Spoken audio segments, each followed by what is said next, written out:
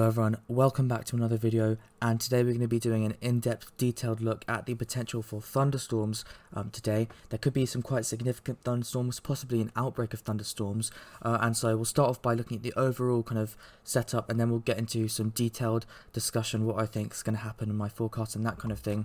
So we'll start off with my overall convective forecast, as you can see on Twitter here. And you can see the different areas. We've got a marginal, which is the lowest level, and then high is the highest level. And you can see we're going all the way up to moderate today across central and southern England, including London. And this is a low-end moderate, but still it is a moderate, the first one of the year. And this is suggesting there's a potential for a thunderstorm outbreak. And you can see this is a zoomed-in version. So a few kind of significant areas of population in this zone, the enhanced risk as well. And then we have this black dashed area, which is our severe zone, which shows where there may be severe thunderstorms, and that's primarily issued to cover the risk of flooding today across parts of east and southeast England.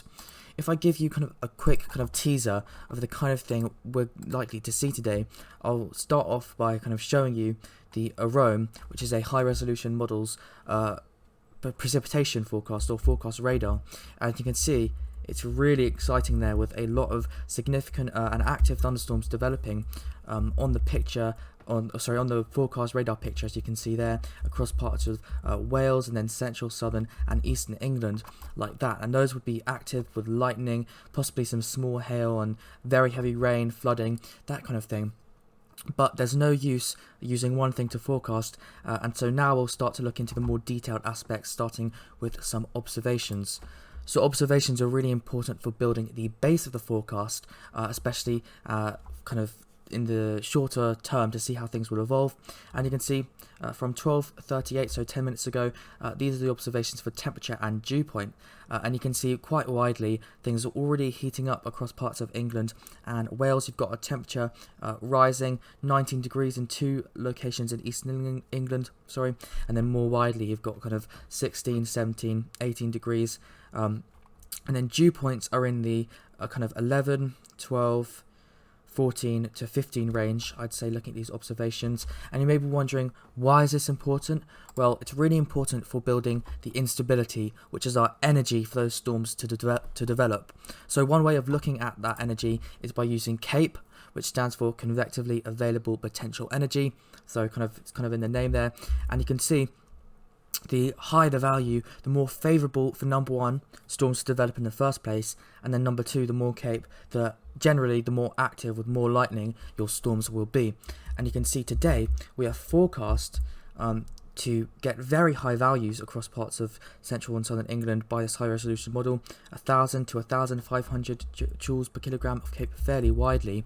And the reason we're looking at temperature is because we need to know that the forecast for the instability is roughly on track with reality, and I'd say this is the temperature map, as you can see, for 1 o'clock, and that's time now 12:49, so this should be just about valid. And you can see things look mostly on track, lining up here, 18 to 20 degrees on this map it looks like, and then that also tends to line up with this as well, and you can see, so I'd say the forecast is roughly on track for the instability now, and perhaps it's a bit higher, because if I show you the satellite, you can see here we've actually got the cloud starting to break and clear. You can see the land there, and if I put this the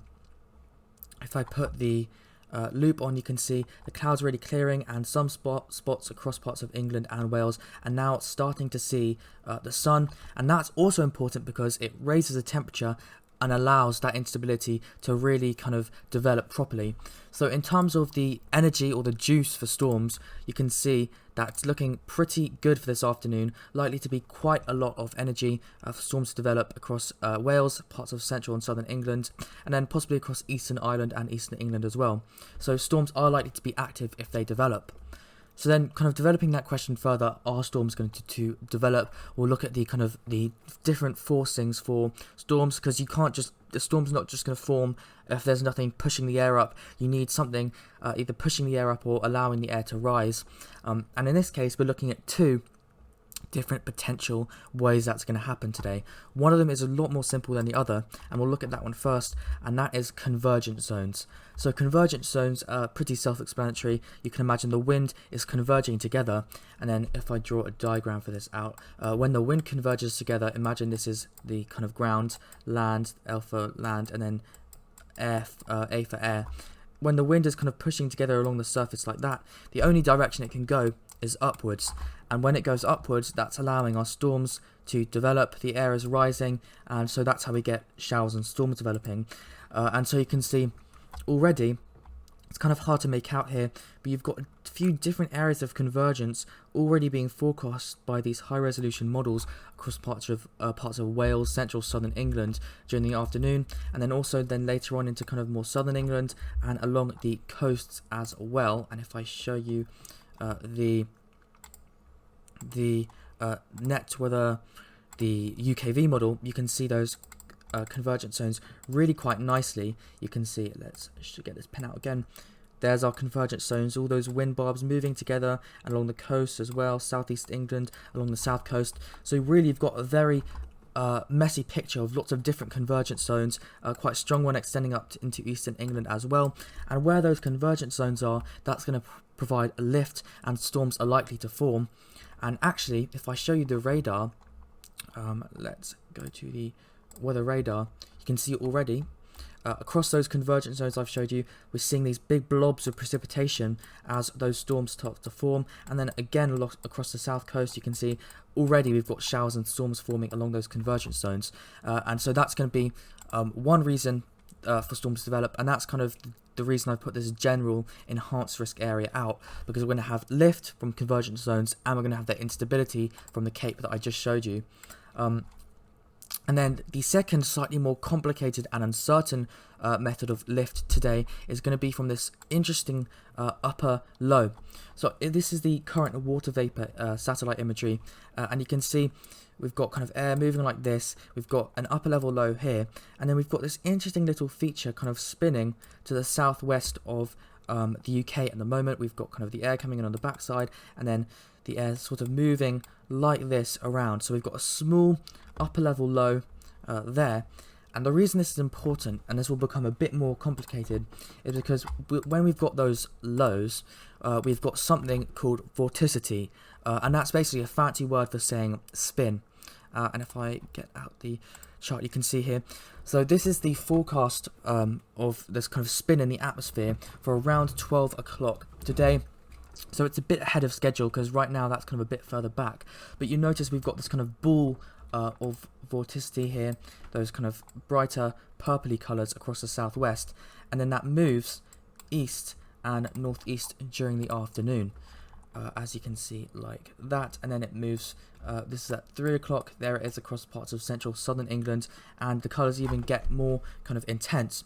And the reason this is important is because that vorticity can provide kind of lift for kind of parcels of air to rise and storms to develop, and especially when you've got the air moving through like this along these streamlines, as you can see, those black lines, the air's moving along kind of that direction, and then the kind of air is doing something called advection, where it's moving the high levels of vorticity out ahead, where the wind is kind of pushing it through like that, and that's called positive vorticity advection or cyclonic vorticity advection. And that is one kind of method of kind of interpreting lift and kind of ascent from kind of these upper level features. And so that was a bit complicated, but essentially the upper level low should provide the ascent for storms to develop, and the reason that we're looking at this satellite imagery is because it's good to know where the upper level low is. And you can see, interestingly, I mean, I'll just quickly zoom in to make it easier to see here, but interestingly, and let's play that loop, you can see a couple of those white specks kind of on the satellite imagery. Look at those white specks. Oh, actually this is very behind schedule, so let me just update this a lot here. So this is as far as I think it goes, but we've got a lot of those white specks now starting to develop, and that is actually storms and convection starting to occur. And interestingly, it lines up well with the thing I was just showing you there about the vorticity advection. Sorry, wrong image. And so my thinking is that we're going to see this upper level low spinning away here, a very small feature, but I think we're going to start to see it move in this direction during the afternoon, and by about 3 o'clock it should be probably somewhere here across central, southern, southwest England. And that means that I think we're going to be getting storms starting to organise into perhaps a line or a more kind of organised band of storms, kind of growing upscale with the high instability, and we're likely going to have a band of storms somewhere kind of in this zone by about 3 o'clock. And given the high values of instability, let me show you the Cape again. You can see very high values there. Look, the yellows, orange colours, that's definitely enough for active storms, lots of lightning, that kind of thing. And so my thinking is that we're going to see those storms develop, become active with instability, and then what's going to happen is those storms, their outflow will trigger kind of very localized miniature convergence zones, which will then trigger new storms ahead of that kind of this main low. And so we're going to end up with a fairly complex but perhaps organized kind of area of convection through this general region during the afternoon. And that is the main reason I've put out this moderate level 4 out of 5 risk, basically for that. So it's quite complex. This feature is very small, so hard to forecast, but it's going to be a very kind of strong but localized kind of source for lift, and storms are likely going to form there. And then later during the afternoon as well, what we're likely going to see is those convergence zones, which I mentioned here, starting to kind of merge, and we're going to end up with a very, very messy picture kind of in terms of storms, likely to be lots of storms across southern central England. And if we take a look at the current picture, you can already see what I was talking about starting to kind of come into place. We've got those convergence zones already in place across parts of the Midlands and Wales, and we've already got thunderstorms, one approaching Birmingham there, as you can see, like that, and that's quite an active one.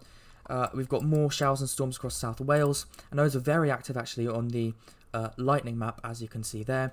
So those are convergence zones. Expect those to become more widespread across parts of East Anglia and the south coast over the next few hours.